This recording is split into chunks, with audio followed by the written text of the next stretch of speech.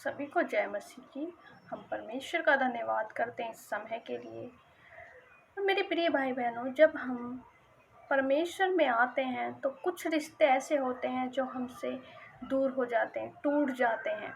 तब हम सोचते हैं कि हमारे साथ ऐसा क्यों हो गया, परंतु हमें परमेश्वर पर भरोसा रखना है और विश्वास करना है परमेश्वर के वचन पर, क्योंकि जो हमारे लिए रिश्ते सही होते हैं परमेश्वर उन्हें हमारे करीब लेके आता है, और जो रिश्ते हमारे से दूर चले जाते हैं वो हमारे लिए सही नहीं होते। आइए हम एक वचन से जानेंगे।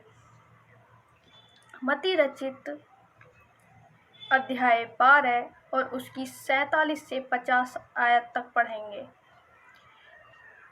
किसी ने उससे कहा, देख तेरी माता और तेरी भाई बाहर खड़े हैं और तुझसे बातें करना चाहते हैं।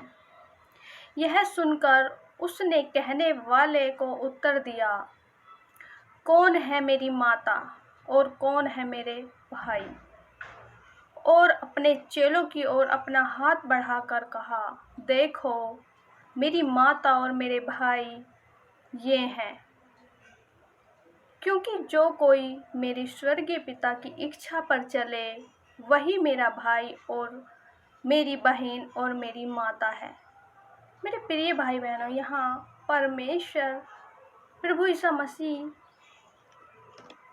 से बातें कर रहे हैं। कुछ लोग कह रहे हैं कि देख तेरी माता और तेरा भाई तेरा बाहर इंतजार कर रहा है, परंतु प्रभु यीशु मसीह ने वहाँ पे कह दिया कि कौन मेरी माता है और कौन मेरा भाई है, यानी कि मैं किसी को नहीं जानता। मेरे और अपने चेलों की तरफ हाथ करके कहता है कि ये मेरी माता है और ये ही मेरे भाई और बहन हैं।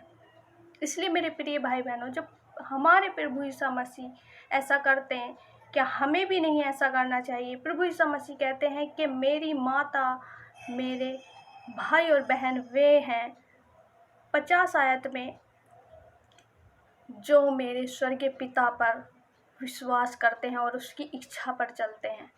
तो इसलिए हमें याद रखना है, यदि हमारे साथ भी ऐसा होता है कि कोई रिश्ता हमसे टूट जाता है और हम बहुत परेशान होते हैं, हम सोचते हैं कि हमारे भाई और बहन छूट गए, परंतु हमें वचन पे चलना है, हमें परमेश्वर की इच्छा को मानना है।